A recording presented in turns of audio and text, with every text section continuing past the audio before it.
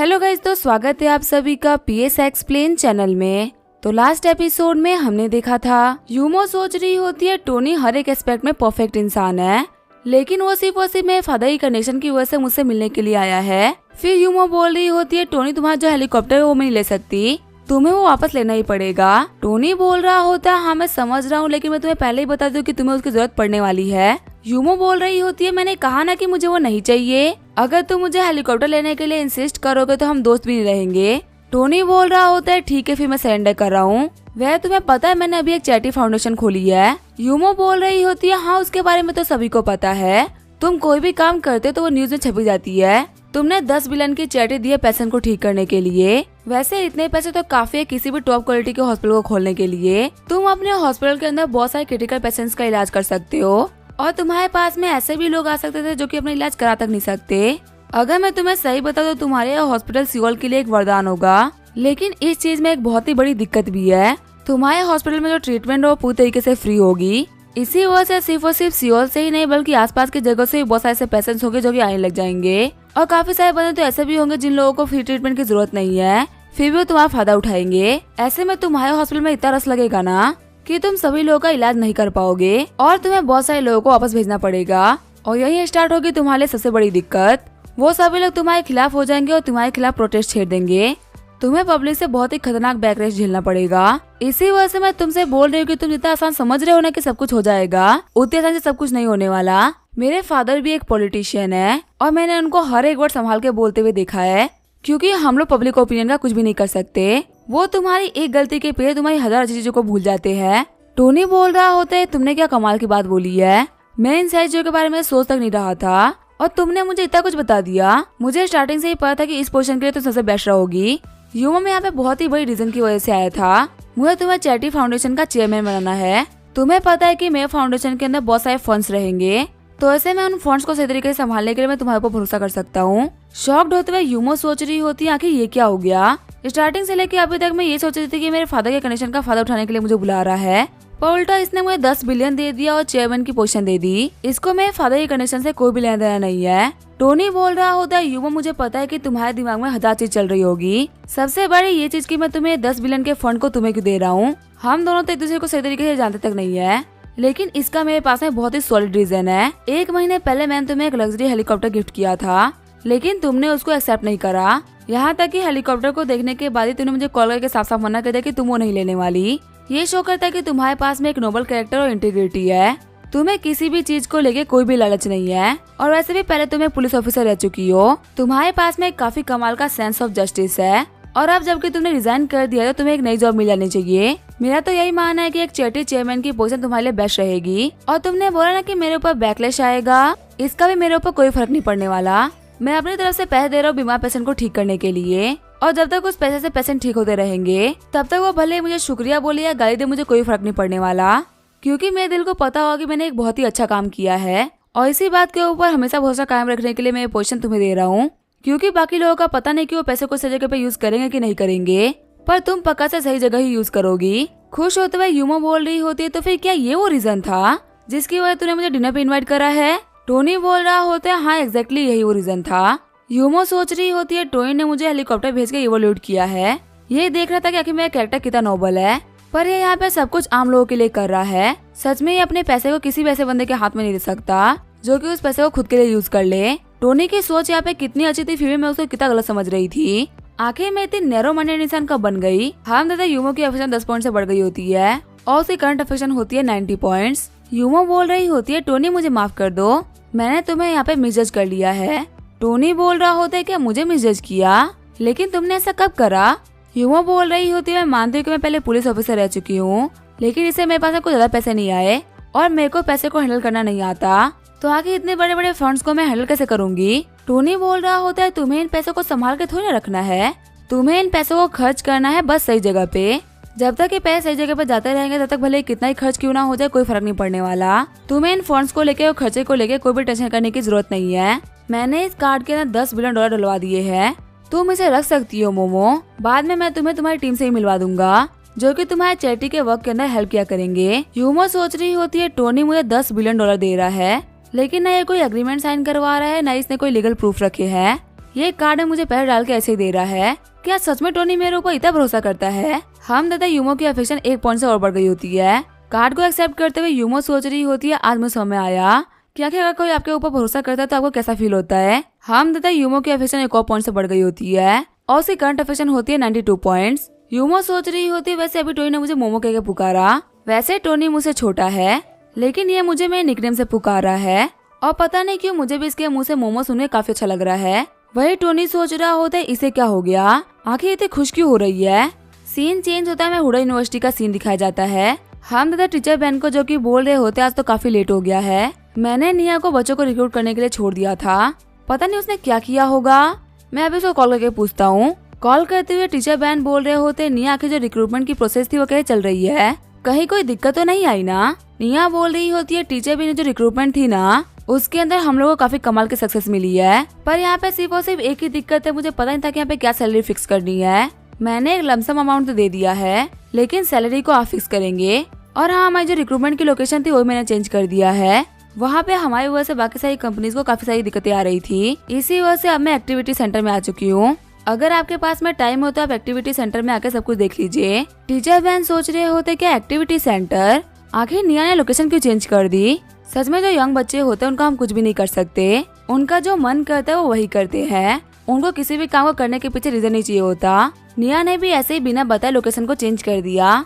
एक इतनी open space के अंदर तो हमारे पास में कोई आ नहीं रहा था, जबकि वहाँ पे बाकी सारी कंपनीज को लोग चेक कर रहे थे।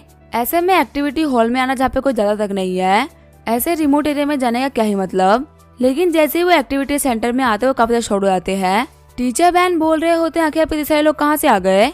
वहाँ पे सभी लोग बोल रहे होते हैं, हेलो मिस्टर बैन। बैन पाकर सोच रहे होते, मेरे टाइम पे तो ये बंदा नहीं आ रहा था, आखिर निया ने इतने सारे बंदों को रिक्रूट कैसे कर लिया। फिर वो निया के पास में आते हुए बोल रहे होते, निया के इतने सारे बंदों को तुमने रिक्रूट करा है। निया बोल रही होती है, हाँ मिस्टर बैन, इन सारे लोगों को मैंने रिक्रूट करा है। आप जब गए थे तो शाम होने वाली थी और इतने कम टाइम के अंदर मैं सिर्फ और सिर्फ इतने ही लोगों को रिक्रूट कर पाई। मैं जानती हूँ कि मैं इतनी केबल नहीं हूँ, अगर आपको मेरी गलती पे डांटना है तो आप मुझे डांट सकते हैं। बैन पाकर बोल रहे होते, नहीं तुमने यहाँ पे काफी अच्छा काम किया है, मेरे को तो बस इतना जानना है कि तुमने इतने सारे बंदों को रिक्रूट कैसे कर लिया, क्योंकि हमारे कॉलेज में तो इतने सारे बंदे भी नहीं है। निया बोल रही होती है, यहाँ पे स्टूडेंट यूनियन वालों ने मेरी काफी ज्यादा हेल्प करी है। सबसे पहले मैंने कुछ काउंसिल के बंदों को रिक्रूट कर लिया और फिर उन लोगों का यूज करते हुए काउंसिल तक पहुँच गई और काउंसिल का यूज करते हुए हम लोगों ने हर एक बंदे को ज्वाइन करवा लिया, क्योंकि आपको तो पता ही है हर एक डिपार्टमेंट के हेड काउंसिल मेंबर्स है और बाकी सारे बच्चे अपने हेड्स की बात काफी तरीके से मानते हैं। एक बंदा 2 बंदों को लेके आया और 2 बंदे 4 बंदों को लेके आए और सिर्फ इसी वजह से हमारे पास में एक ही पल में बहुत सारे बंदे हो गए। टीचर बहन बोल रहे होते हैं, निया तुमने तो कहा था ना कि तुमने अभी तक सैलरी डिसाइड नहीं करी है, तो आखिर तुमने हमें बोर्ड के ऊपर क्या लिखा है, वहाँ पे तो शायद से सैलरी और बाकी सारे बेनिफिट्स के बारे में ही लिखा हुआ है ना। निया बोल रही होती है, हमें ज्वाइन करने के बाद में बहुत सारे ऐसे स्टूडेंट्स थे जिन लोगों ने सैलरी और बाकी सारी चीजों के बारे में बात करना स्टार्ट कर दिया। जब वो मुझसे आके पूछ रहे थे तो मेरे पास उनको आंसर करने के लिए कोई भी जवाब नहीं था और वहीं आप भी मेरे पास में नहीं थे, तो इसी वजह से मैंने अपने हिसाब से एक रफ फिगर लिख दिया। मेरे हिसाब से ये जो सैलरी है इतनी भी हाई नहीं है, ये काफी ज्यादा एवरेज सैलरी है। क्या मैं जो सैलरी है वो कम लिख दी है। बैन पाकर सोच रहे होते क्या ये सैलरी ज्यादा नहीं है, मुझे ये काम करते हुए 25 साल हो चुके हैं और अभी तक जो मेरी सैलरी वो सिर्फ और सिर्फ $8,000 ही है। इन बच्चों ने कभी घर नहीं चलाया है, इसी वजह से इन लोगों को पता ही नहीं कि घर चलाने की कॉस्ट क्या होती है और इसी वजह से इन लोगों को 8,000 भी कम ही लग रहे हैं। वैसे निया ने यहाँ पे बहुत सारे बंदों को रिक्रूट कर लिया है, इतने सारे बंदों की तो शायद हम लोग को जरूरत भी नहीं थी। हमारी जो फाउंडेशन है वो एक न्यूली फाउंड फाउंडेशन है, इतना तो हम काम नहीं दे पाएंगे जितना कि हम लोगों को इनको पैसा देना पड़ेगा। टोई ने मेरे ऊपर कितना भरोसा करके मुझे ये काम दिया था, लेकिन मैंने यहाँ पे सब कुछ खराब कर दिया। लगता है मेरे पास में इतनी एबिलिटी ही नहीं कि मैं प्रोफेसर क्या कुछ बन सकूं। सच में मैं यहाँ पे पूरी तरीके से फेल हो गया। सीन चेंज होता है, हम देखते हैं टोनी को जो कि बोल रहा होता है, टीचर बहन जो रिक्रूटमेंट की प्रोसेस थी वो कैसे चल रही है, आजकल तो आप काफी ज्यादा बिजी होंगे। टीचर बहन बोल रहे होते हैं, सब कुछ काफी अच्छा रहा, हमारे पास में बहुत सारे लोग आए हैं रिक्रूटमेंट के लिए। टोनी बोल रहा होता है, ये तो काफी अच्छी बात है, वैसे मैं भी यूनिवर्सिटी में ही हूँ, मैं किसी को अपने साथ में लेके आ रहा हूँ जिनसे मुझे आप लोगों को मिलवाना था। बैन पाकर बोल रहे होते हैं, आखिर तुम किसको लेके आ रहे हो। टोनी बोल रहा होता है, ये हमारे फाउंडेशन की चेयरमैन होंगी, आप लोग बिल्कुल भी टेंशन मत लो, ये काफी ज्यादा कमाल की चेयरमैन बनेंगी। ये हमारे चेयरमैन चू तेंगू की बेटी है, तो इसी वजह से इनसे थोड़ा रिस्पेक्टफुल रहना, इसके सामने गलती करना थोड़ा भारी पड़ सकता है। बैन पाकर बोल रहे होते क्या चू तेंगू की बेटी। टोनी ने आखिर इस बंदे का नाम क्यों लिया, आखिर ये बंदा है कौन। तभी निया बोल रही होती है, टीचर बैन क्या आप चू तेंगू को नहीं जानते हो, वो तो हमारे सियोल के एक बहुत ही पॉपुलर पॉलिटिशियन है ना, उनके पास में सियोल में काफी हाई रैंक है। शॉक्ड होते हुए बेन पार्कर बोल रहे होते हैं क्या टोनी यहाँ पे उस चू तेंगुई की बात कर रहा है, वो तो हमारे सियोल के सबसे ज्यादा पावरफुल लोगों में से एक है। सच में क्या टोनी ने उसकी बेटी को अपने चेयरमैन के तौर पर रिक्रूट कर लिया है। फिर बेन पार्कर निया से बोल रहे होते जल्दी यहाँ पे बॉस आने वाले हैं और उन्हीं के साथ में होंगे हमारे फाउंडेशन के नए चेयरमैन, जो कि यहाँ पे सब कुछ इंस्पेक्ट करने के लिए आ रहे हैं। और हमारा जो चेयरमैन है ना, वो कोई छोटे मोटे इंसान नहीं है, वो सियोल के टॉप लीडर की बेटी है, तो इसी वजह से उसके साथ में रिस्पेक्टफुली बिहेव करना। निया बोल रही होती है हाँ टीचर मेरे को पता है, मैं तो ऑलरेडी इस चीज के लिए प्रिपेयर थी, आपको ये चीज मुझे नहीं बल्कि बाकी सारे लोगों को बता देना चाहिए। तभी बेन पार्कर चिल्लाते हुए बोल रहे होते आज आप सभी लोगों से मिलने के लिए हमारे बॉस आ रहे हैं और उनके साथ में होंगे हमारे फाउंडेशन के चेयरमैन, जो कि फ्यूचर में हम लोग को बताएंगे कि हम लोग को क्या क्या करना है। तो हमें यहाँ पे अपने बॉस और चेयरमैन के आने की खुशी में ग्रैंड वेलकम करना चाहिए। निया सोच रही होती है मैंने सपने में भी नहीं सोचा था कि मुझे इतने कमाल की वर्क प्लेस मिलेगी। सच में टोनी से रिलेटेड जितनी भी चीजें होती है वो काफी ज्यादा कमाल की होती है। फिर वहाँ पे सभी लोगों ने टोनी और चेयरमैन के आने की खुशी में तैयारी स्टार्ट कर दी होती है। हॉल में एंटर करते हुए टोनी बोल रहा होता है आखिर अंदर से इतनी आवाजें कैसे आ रही है, सुन के तो लग ही रहा कि अंदर कोई रिक्रूटमेंट चल रही है, ऐसा लगा कि अंदर कोई पार्टी चल रही हो। अंदर हम देखते हो सभी लोग बोल रहे होते हैं मिस्टर स्टार्क आपका वेलकम है। वही यूमो के आने की खुशी में उन लोगों ने एक बैनर बना दिया होता है। टोनी सोच रहा होता है मैंने यहाँ पे 1 मिनट पहले टीचर बेन को कॉल किया था, सिर्फ 1 मिनट के अंदर उन्होंने इतनी अरेंजमेंट कैसे करवा ली, कहे तो नहीं कि उन्होंने किसी ऑर्केस्ट्रा के बंदों को रिक्रूट करा लिया हो। वो भूल तो नहीं कहना कि ये फाउंडेशन का काम है, ना कि किसी इवेंट और ऑर्केस्ट्रा का। पर चलो जो भी उन लोगों ने अरेंजमेंट तो काफी अच्छी करवाई है। मैं देख के बोल रहा था कि मैं टीचर बेन के ऊपर पूरी तरीके से रिलाई कर सकता हूँ। फिर थम्स अप करते हुए टोनी बोल रहा होता है टीचर बेन आपने काफी ज्यादा कमाल का काम किया है। बेन पार्कर बोल रहे होते तारीफ करने के लिए शुक्रिया। फिर बेन पार्कर बोल रहे होते हेलो चेयरमैन चू, मैं हूँ बेन पार्कर फाउंडेशन का डायरेक्टर, उम्मीद है कि फ्यूचर में हम लोग काफी ज्यादा कमाल का काम करेंगे। तभी निया आगे आते हुए बोल रही होती है हेलो चेयरमैन चू, मेरा नाम है निया, मैं हूँ फाउंडेशन के एचआर डायरेक्टर, आज जाकर रिक्रूटमेंट को हमने ही संभाला है। यूमो बोल रही होती है टोनी तुमने तो बोला था कि इस फाउंडेशन को एस्टेब्लिश ज्यादा टाइम नहीं हुआ है, तो आखिर तुम्हारे पास में इतनी लंबी चौड़ी टीम कहाँ से आ गई? हर एक नए बिजनेस वालों के पास में तो टीम की काफी ज्यादा कमी होती है, तो आखिर इतने सारे लोग तुम्हारे पास में क्या कर रहे हैं? टोनी बोल रहा होता है मैं बिल्कुल भी झूठ नहीं बोल रहा, सच में मैंने ये फाउंडेशन अभी भी स्टार्ट करी है। जब मैंने लेक्चर के दिन डोनेशन करने की बात बोली थी तभी से तो ये न्यूज में आया था। यूमो सोच रही होती है हाँ टोनी बोल तो सही रहा है, टोनी जो भी कुछ करता है वो न्यूज में बहुत जल्दी आ जाता है, तो इसका मतलब इस फाउंडेशन को स्टार्ट हुए सिर्फ और सिर्फ 2 ही दिन हुए हैं। यहाँ की अरेंजमेंट को देखते हुए मैं एक बात तो बोल सकती हूँ, टोनी उसे भी कैपेबल है जितना कि मैंने सोचा था। मैंने अपनी पूरी की पूरी लाइफ के अंदर ऐसा इंसान कभी नहीं देखा।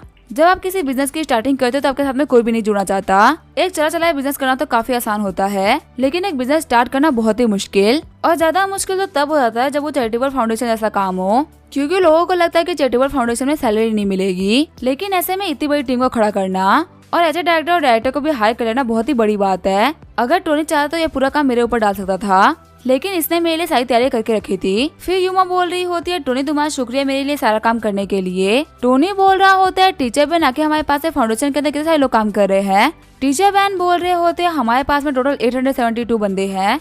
यूमा बोल रही होती है हमारा जो स्टाफ है वो तो काफी बड़ा हो गया है, हम एक बिल्डिंग के अपार्टमेंट के अंदर अपना काम स्टार्ट नहीं कर सकते, हमें एक ऐसा ऑफिस है जहाँ पे काफी सारी स्पेस हो, और सियोल में ऐसी जगह ढूंढना काफी ज्यादा मुश्किल होने वाला है। टोनी बोल रहा होता है ये तो बहुत ही आसान है, हम एक काम करते हैं एक बिल्डिंग खरीद लेते हैं, फिर सभी लोग उसके अंदर काफी आराम से बैठकर काम कर पाएंगे। टोनी सोच रहा होता है मुझे एक और अपॉर्चुनिटी मिल गई पैसा खर्च करने की, जितना इसके ऑफिसर बनने से पहले मैं पैसा खर्च कर दूंगा उतना ही मेरे लिए फायदा हो जाएगा। सच में मैं तो एक जीनियस हूँ। यूमो बोल रही होती है टोनी क्या तुम श्योर हो? सियोल में प्रॉपर्टी प्राइस तुम्हें मुझसे बेहतर पता होगी, एक पूरी की पूरी बिल्डिंग खरीदने में कम से कम 10 बिलियन तो आराम से लग जाएंगे, ऐसा भी हो सकता है कि अमाउंट बड़ा ही हो जाए, तो अगर पूरे फाउंडेशन का पैसा बिल्डिंग में ही लग जाएगा तो हम आगे काम कैसे करेंगे? टोनी बोल रहा होता है किसने बोला कि जो बिल्डिंग का पैसा वो हम लोग फाउंडेशन के पैसे में से निकालेंगे, बिल्डिंग में खुद से खरीद देता हूँ, ये फंड अभी शुरुआती फंड है, बाद में मैं तुम लोग को टॉप टाइप का हॉस्पिटल खोलने के लिए और पैसा दूंगा, जितना पैसा लग जाए हमें लगाना है, लेकिन काफी कमाल का हॉस्पिटल खोल के रहना है। उस हॉस्पिटल में कम से कम इतना बेड होना चाहिए कि पूरे के पूरे कंट्री के पेशेंट भी उसके अंदर आ जाए। मैं सिर्फ और सिर्फ सियोल नहीं बल्कि पूरी की पूरी कंट्री का भला करना चाहता हूँ, और इसके लिए मुझे जो भी कुछ करना पड़ेगा, जितना पैसा लगाना पड़ेगा मैं लगा दूंगा। यूमो सोच रही होती है पर टोनी के पास में लोगों की भलाई करने के लिए एक लॉन्ग टर्म प्लान है। जो नॉर्मली बिलियनर्स होते हैं अपनी फाउंडेशन खुलवाते हैं ताकि वो अपनी पॉजिटिव पीआर करा सके, लेकिन टोनी उन लोगों में से नहीं है। टोनी सच में यहाँ पे लोगों का भला करने के लिए फाउंडेशन खोल रहा है। अगर यहाँ पे ये हॉस्पिटल खड़ा हो गया तो सिर्फ और सिर्फ इस जनरेशन को नहीं बल्कि आने वाली हर एक जनरेशन को उसका फायदा होगा। पहले टोनी को लेके मेरे अंदर काफी सारी गलतफहमियां थी, लेकिन अब मेरे को समझ नहीं आ गया कि मैं एक ऐसी इंसान जो कि टोनी को कभी समझ ही नहीं पाई। असल में टोनी यहाँ पे सभी लोगों के लिए सोच रहा था और बहुत ही बड़ा सोच रहा था। यूमो बोल रही होती है, टोनी प्लीज मुझे माफ कर दो, पहले मेरे अंदर तुम्हारे इंटेंशन को लेकर काफी सारी गलतफहमियां थी। मुझे लगा था कि तुम सिर्फ और सिर्फ अपनी पॉजिटिव पेयर कराने के लिए डोनेशन कर रहे हो, लेकिन तुम्हारे इस लॉन्ग टर्म प्लान को लेकर मेरे पास में कोई भी आइडिया नहीं था। तुम बिल्कुल भी टेंशन मत लो, तुमने मुझे काफी बड़ी जिम्मेदारी दी है और मैं पक्का से इस जिम्मेदारी को काफी तरीके से निभाऊंगी। टोनी सोच रहा होता है, यूमो तुमने बिल्कुल सही गैस किया है। आए दिन इंटरनेट के ऊपर ये चीज वायरल होती है कि टोनी स्टार्क ने अपना पैसा फालतू में खर्च कर दिया और वो इस पैसे का यूज करते लोगों का भला कर सकता था। और मैं ऐसा सुनने काफी ज्यादा बोर हो गया हूँ। कम से कम मेरे इस फाउंडेशन की वजह से कोई मुझे लेके फालतूबाजी तो नहीं करेगा ना। मेरी ये फाउंडेशन सिर्फ और सिर्फ लोगों का मुंह बंद कराने के लिए है। पर अगर तुम्हें लग रहा है कि मैं बहुत ही संत इंसान हूँ तो इसमें कोई भी दिक्कत नहीं है, इसको लेके मैं तो कुछ नहीं कर सकता। टोनी बोल रहा होता है, यूमो मेरी बात को ध्यान से सुनना, मुझे तुम्हारे ऊपर पूरा भरोसा है। यूमो सोच रही होती है, टोनी ने यहाँ पे क्लियर कर दिया है कि वो पब्लिक वेलफेयर के अंदर कम से कम $100 मिलियन खर्च करने वाला है। और भले ही टोनी की सीक्रेट फैमिली से ही बिलोंग करता होगा ना, तभी ये पैसे बहुत ही ज्यादा है, लेकिन फिर भी टोनी ने सभी लोगों से बोला कि वो सिर्फ 10 बिलियन खर्च करेगा। ये टोनी की अच्छाई है। आजकल के टाइम पे जहाँ पे सभी लोग सिर्फ हेल्प करने का दिखावा करते हैं, यहाँ तक कि कुछ लोग तो खाना देने के नाम पे वीडियो बनाकर डाल देते हैं ताकि उन लोगों को फेम मिल सके। ऐसे में टोनी बिना बताए ये सब कर रहा है, यहाँ तक कि पब्लिक के हेट को अपने ऊपर लेके पब्लिक के लिए अच्छा कर रहा है। टोनी ने यहाँ पे प्रूव कर दिया कि ग्रेट लोगों में और आम लोगों में काफी ज्यादा फर्क होता है। आम लोगों को सिर्फ और सिर्फ खुद की पड़ी होती है, वही ग्रेट लोगों को पूरी की पूरी दुनिया की पड़ी होती है। वह तो हमारे चैनल के अंदर बहुत ही अमीर लोग हैं। मैं ये बात बोल सकती हूँ कि वो आसमान के सितारे जैसे है, लेकिन उन सब में भी टोनी मून की तरह प्योर और एलिगेंट है। हम देता यूमो की अफेक्शन 1 पॉइंट से बढ़ गई होती है और उसकी करंट अफेक्शन होती है 93 पॉइंट्स। जैसे ही वो लोग हॉल से बाहर निकलते निया की अफेक्शन भी 1 पॉइंट से बढ़ जाती है। हम देते निया की टोटल अफेक्शन 99 पॉइंट्स हो गई होती है। टोनी सोच रहा होता है कि निया के भी 99 पॉइंट्स हो गए, लगता है नोरा के बाद में सेकंड होगी जो कि 100 पॉइंट को क्रॉस कर जाएगी। चलो ये तो काफी अच्छा है, इससे मुझे काफी सारा प्रॉफिट होने वाला है। निया सोच रही होती है, सच में टोनी सबसे हैंडसम है। हमारे स्कूल के टीचर ने टोनी को अपना बॉस मान लिया है। यहाँ तक कि एक बहुत ही बड़े पॉलिटिशियन की बेटी भी टोनी के आगे पीछे कर रही है। ये निशानी होती है एक ट्रू लीडर की। चाहे आप कितने ही पावरफुल क्यों ना हो, आपको एक लीडर के सामने झुकना ही पड़ता है। लेकिन आखिर इन सारे लोगों के बीच में मैं कौन हूँ? एक सिर्फ और सिर्फ ऑर्डिनरी सी लड़की। झाओकी के पास में बहुत सारा पैसा है, वही चू यूमो के पास में बहुत ही बड़ा फैमिली बैकग्राउंड है। लेकिन चलो कोई बात नहीं, अपनी हिम्मत नहीं हारूंगी। चाहे मुझे जितनी मेहनत करनी पड़े मैं करूंगी और टोनी के करीब आके रहूंगी। अगर मैं टोनी की सीक्रेट लवर भी बन गई ना, तो भी मेरे लिए बहुत ही बड़ी बात होगी। सीन चेंज होता है, हम देते हैं टोनी को जो कि यूमो के साथ में वॉक कर रहा होता है। टोनी सोच रहा होता है ये प्लान काफी ज्यादा सक्सेसफुल रहा, इसकी वजह से सभी के अफेक्शन काफी ज्यादा बढ़ गए। यूमो बोल रही होती है, टोनी वैसे मुझे तुम्हें एक बात बोलनी थी, भले ही तूने मुझे चेयरमैन की पोजीशन दे दी है, लेकिन मैं फिर भी तुम्हारे हेलीकॉप्टर को एक्सेप्ट नहीं करने वाली। वो एक बहुत ही महंगा गिफ्ट है कि मैं वो कैसे ले सकती हूँ? टोनी बोल रहा होता है, पहले मेरी बात सुन लो, फिर उसके बाद तुम डिसाइड करना कि तुम्हें वो रखना है कि नहीं रखना। वो जो हेलीकॉप्टर वो मेरे नाम पे नहीं है बल्कि चैरिटी फाउंडेशन के नाम पे है, और अब तुम चेयरमैन बन चुकी हो तो अब तुम पूरे चैरिटी फाउंडेशन को रिप्रेजेंट करोगी। फ्यूचर में तुम काफी ज्यादा बिजी होने वाले, क्योंकि तुम्हें चैरिटी करने के लिए देश के कोने कोने में जाना पड़ेगा। ऐसे में तुम्हारे रेगुलर चीजों में ट्रेवल करना काफी ज्यादा मुश्किल होगा। हेलीकॉप्टर तुम्हारे लिए काफी ज्यादा कन्वीनियंट रहेगा, तुम कहीं भी आ सकती हो। और अभी तो हम लोगों ने सिर्फ और सिर्फ हॉस्पिटल से स्टार्ट किया है, फ्यूचर में हम लोग एजुकेशन के अंदर भी बहुत सारा पैसा डालेंगे। हॉस्पिटल के बाद मैं सोच रहा हूँ कि मैं एक होप प्राइमरी स्कूल खोल दूं, जहाँ पे बच्चों के लिए एजुकेशन ही फ्री होगी। जब सारे बच्चे एजुकेट हो पाएंगे तभी ना सारे बच्चे आगे बढ़ पाएंगे। यूमो सोच रही होती है, टोनी का एम्बिशन तो बहुत ही बड़ा है, लेकिन चाहे कुछ भी हो जाए टोनी कोई गवर्नमेंट नहीं है, वो सिर्फ एक बिजनेसमैन है। अगर वो चैरिटी फाउंडेशन के अंदर इतना सारा पैसा खर्च कर रहा है तो पक्का से उसको बिजनेस के अंदर काफी सारी दिक्कतें आएगी। घर जाने के बाद मैं डैड से टोनी के बारे में बात करूंगी। जो काम गवर्नमेंट को करना चाहिए था वो काम टोनी कर रहा है, तो कम से कम गवर्नमेंट टोनी को कुछ सब्सिडी देके हेल्प तो कर सकता है ना। इससे टोनी की परेशानी कुछ तो कम हो जाएगी। आगे जो यूमो होती है अपने घर पे आ गई होती है। यूमो बोल रही होती है, डैड आप घर पे हो? फिर वो बोल रही होती है, अंकल जैंग आप भी यहीं पे हो? अंकल जैंग बोल रहे होते हैं, हाँ यूमो आज तुम्हारे फादर के साथ में यहीं पे आ गया था। हम दोनों के बीच में बैट लगी हुई है, यहाँ पे जो भी चेस में जीतेगा उसे दूसरे को पार्टी देनी पड़ेगी। हम देते ये बंदा होता है डेप्यूटी सेक्रेटरी जैंग। तभी चू तेंगुई बोल रहे होते हैं, मोमो मैंने तुम्हें कल किसी चीज के बारे में बताया था, हमारे सेक्रेटरीट के अंदर एक सीट खाली है और उस सीट के लिए बाकी सारे ऑफिसर्स फाइट कर रहे हैं, तो अगर तुम चाहो तुम्हारे सेक्रेटरीट में एंटर कर सकती हो। तभी यूमो बोल रही होती है, डैड मैं आपको बताने ही वाली थी, मुझे एक नई जॉब मिल गई है। चू तेंगुई बोल रहे होते हैं, क्या तुम्हें जॉब मिल गई? लेकिन तुम्हें कैसे जॉब मिली है? और तुमने इंटरव्यू दिया था इस चीज के बारे में तुमने बताया नहीं। यूमो बोल रही होती है, अब मैं कोई छोटी मोटी इंसान नहीं रही, मैं हार्वर्ड स्टार्क फाउंडेशन की चेयरमैन बन गई हूँ। आप मुझे कहते ना कि मुझे आपके कनेक्शन की जरूरत पड़ेगी आगे बढ़ने के लिए। देखिए आपके बिना कनेक्शन के मैंने इतनी बड़ी पोजीशन हासिल कर ली। इसी के साथ में ये एपिसोड यही एंड करेंगे। वीडियो देखने के लिए थैंक यू।